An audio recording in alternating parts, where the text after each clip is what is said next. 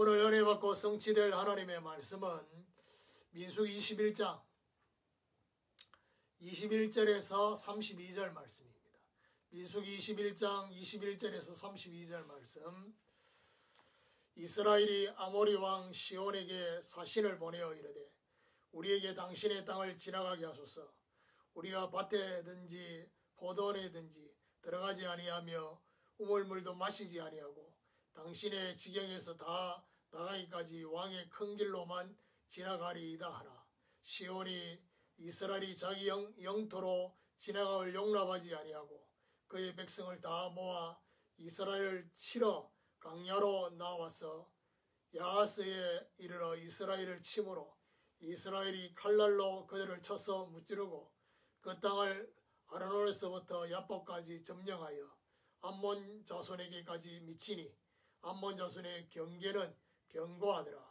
이스라엘이 이같이 그 모든 성읍을 빼앗고 그 아모리인의 모든 성읍 헤스본과 그 모든 촌락에 거주하였으니 헤스본은 아모리인의 왕 시온의 도성이라. 시온이 그전 모아드 왕을 치고 그의 모든 땅을 아르논까지 그의 손에서 빼앗았더라.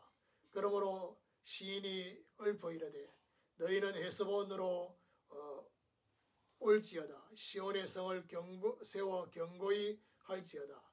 헤스본에서 불이 나오며 시온의 성에서 화염이 나와서 모압의 아르를 삼키며 아르논 높은 곳에 주인을 멸하였도다. 모압아 내가 화를 당하였도다. 그모스의 백성아 내가 멸망하였도다. 그가 그의 아들들을 도망하게 하였고 그의 딸들을 아모리인의 왕 시온의 포로가 되게 하였도다. 우리가 그들을 쏘아서 헤스본을 디본까지 멸하였고 메드바에 가까운 노바까지 항폐하게 하였더라. 이스라엘이 아모리인의 땅에 거주하였더니 모세가 또 사람을 보내어 야세를 정탐하게 하고 그 촌락들을 빼앗고 그곳에 있던 아모리인을 몰아내었더라. 가나안 향한 행진과 전쟁이라는 제목으로 말씀을 전가하기로 합니다. 지난 주간에 우리는 불뱀과 노뱀에 대한 말씀을 받았습니다. 우애하는 여정에 대한 원망이 생겨지게 되어졌습니다. 결국 원망하는 그 사건을 통해서 불뱀에게 물리게 됩니다. 그런데 이스라엘 백성들이 늘 하나님을 원망하고 회개하지는 않았는데 지금까지와 달리 빠른 회개와 간구를 하게 되어졌다는 사실. 그러면서 장대 위에 달린 노뱀에 대해서 하나님께서 구원의 길을, 치료의 길을 주셨는데 이 노뱀을 쳐다보는 자는 살게 될 것이다 라고 말씀했습니다. 요한복음 3장 14절에서 16절에 보니까 모세가 광야에서 뱀을 든 것처럼 인자도 들려야 하리라. 그리스도의 십자가가 바로 노뱀을 상징한다고 했습니다. 오늘 가나안 향한 행진과 전쟁, 38년의 지루한 광야 생활을 끝내고 하나님의 시간표가 되니까 지금까지와 다른 응답과 승리가 있어졌다는 사실입니다. 자, 그러면 첫 번째로 우물의 노래를 불렀습니다. 10절에부터 20절까지 계속되는 행진이 나옵니다. 10절에 보니까 이스라엘 자손이 그것을 떠나 오봇에 진을 쳤고 오봇에서부터 20절에 보니까 비스가산 꼭대기까지 이르렀더라 했습니다. 계속되는 행진이 이어지는 장면이 10절부터 20절까지. 그 중간에 힘든 여정 속에 하나님은 우물을 주셨습니다. 16절에서 18절에 보니까 거기서 부엘에 이르니 부엘은 여호와께서 모세에게 명령하시기를 백성을 모으라. 내가 그들에게 물을 주리라 하시던 우물이라. 그때 이스라엘이 노래하여 이르되 우물들아 솟아나라. 너희는 그것들을 노래하라. 이 우물은 지휘관들이 팠고 백성의 기인들이 규와 지팡이로 판 것이로다 하였더라. 그들은 광야에서 마따나에 이르렀고 부엘에서 우물을 팠습니다.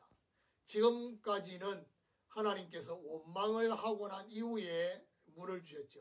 출애굽기 17장에 너비딤에서 하나님을 시험하고 그렇게 했을 때 결국 하나님 뒤늦게 반석해서 민수기 20장에 모세가 반석을 2번 친 사건, 그것도 결국 원망하고 난 이후에 주어진 것입니다. 그런데 오늘 본문에는 하나님이 먼저 주셨다는 사실입니다. 우물물아 솟아나라고 이스라엘 백성들이 노래하게 되었습니다. 지휘관들을 통해서 이 우물을 팠는데 결국 이거는 어떤 의미를 말하느냐, 하나님의 시간표가 되면 서론적인 우물물이 솟아나게 되는 응답이 오게 된다는 것입니다. 두 번째로 아모리 왕 시온 정복입니다. 21절 22절에 이스라엘이 아모리 왕 시온에게 사신을 보내어 이르되 우리에게 당신의 땅을 지나가게 하소서. 우리가 밭에든지 포도원이든지 들어가지 아니하며 우물물도 마시지 아니하고 당신의 지경에서 다 나가기까지 왕이 큰 길로만 지나가리라 하나. 아모리 왕 시온에게 사신을 보냅니다. 왕의 큰 길로만 지나가리이다. 그야말로 포도원이나 밭이나 이렇게 들어가지 않겠다. 우물물도 마시지 않겠다. 그런데 23절에 시온이 이스라엘이 자기 영토로 지나감을 용납하지 아니하고 그의 백성을 다 모아 이스라엘 치러 광야로 나와서 야하스에 이르러 이스라엘을 침으로. 아모리 왕 시온이 이스라엘이 자기의 그 대로를 지나감을 용납하지 않았습니다. 도리어 이스라엘을 치러 광야로 나오게 되어졌습니다. 자, 24절에서 26절에 이스라엘이 칼날로 그들을 쳐서 무찌르고 그 땅을 아르논에서부터 야포까지 점령하여 암몬 자손에게까지 미치니 암몬 자손의 경계는 견고하더라. 이스라엘이 이같이 그 모든 성읍을 빼앗고 그 아모리인의 모든 성읍 헤스본과 그 모든 촌락에 거주하였으니 헤스본은 아모리인의 왕 시온의 도성이라. 시온이 그전 모압왕을 치고 그의 모든 땅을 아르논까지 그의 손에서 빼앗았더라. 이스라엘의 승리가 나타났습니다. 모든 성읍 헤스본과 그 모든 촌락을 빼앗았는데 이 헤스본이 어떤 곳인지를 설명하고 있습니다. 전에 모압 왕을 치고 얻은 헤스본이라 했습니다. 모압을 이긴 아모리 왕 시온. 그러니까 모압도 대단한 힘 있는 족속인데 이 모압을 이긴 아모리 왕, 그 왕을 시온을 이겼다는 것입니다. 그러면서 32절에 보니까 야셀까지 빼앗았습니다. 그곳에 있던 아모리인을 완전히 몰아내게 됐다는 사실입니다. 세 번째로 바산왕 옥을 정복하는 것입니다. 33절에 보니까 그들이 돌이켜 바산길로 올라가며 바산한 왕 옥이 그의 백성을 다 거느리고 나와서 그들을 맞아 에드레이에서 싸우려 하는지라. 여호와께서 모세에 이르시되 그를 두려워하지 말라. 내가 그와 그의 백성과 그의 땅을 내 손에 넘겨나니 너는 헤스본에 거주하던 아모리인의 왕 시온에게 행한 것 같이 그에게도 행할지니라. 바산길로 올라갔다. 바산 왕 옥이 백성을 다 거느리고 싸우려 했습니다. 하나님께서 이 바산 왕 옥을 정복하는데 두려워하지 말라라고 했습니다. 그 말은 두려워할 요인이 있었다는 것입니다. 이 바산 족속은 장대한 족속입니다. 그리고 성읍이 굉장히 요새화된 성읍입니다. 그래서 하나님께서 뭐라고 말씀하시냐, 아모리 왕 시온에게 행한 것 같이 그 말은 승리하게 하신 증거대로 행할 것이다. 그렇게 말씀하셨습니다. 35절 이에 그와 그의 아들들과 그의 백성을 다 쳐서 한 사람도 남기지 아니하고 그의 땅을 점령하였더라. 한 사람도 남기지 않았다. 그의 땅을 완전히 점령하게 된 것입니다. 하나님의 시간표가 되면 가나안 정복 이전에, 사실은 이 오늘 본문은 아직 가나안 땅에 들어가지 않았습니다. 가나안 땅 정복 이전의 맛보기로 먼저 보여주시는 것입니다. 자, 결론적으로 가나안 향한 행진과 전쟁 적용해 보면요, 본론의 가나안을 향한 행진의 시간표가 되어지면 지금까지 없었던 서론의 우물물들이 솟아나게 되어집니다.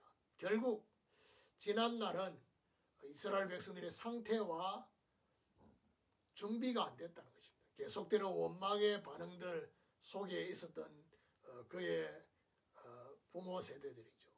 우물들이 솟아난 것은 결국 어떤 의미입니까? 빌립보 4장 19절의 말씀에 나의 하나님이 그리스도 예수 안에서 영광 가운데 너희 모든 설 것을 채우시리라. 영광 가운데 필요를 채우신 것입니다. 그리고 아모리 왕 시온과 바산 왕 옥을 정복한 것은 어떤 전쟁이냐? 하나님이 함께 하시는 임마누엘의 전쟁이다. 하나님이 함께 하시니까 쉽게 정복하고 그들을 몰아내게 되어졌습니다. 결국 가나안 정복과 전쟁은 여호와 하나님의 손에 있다는 것을 그들에게 알려주신 것입니다. 오늘 저와 여러분에게도 이런 중요한 본론을 향한 행진과 영적인 전쟁을 통한 정복의 역사가 일어나게 되기를 예수 그리스도 이름으로 축원합니다.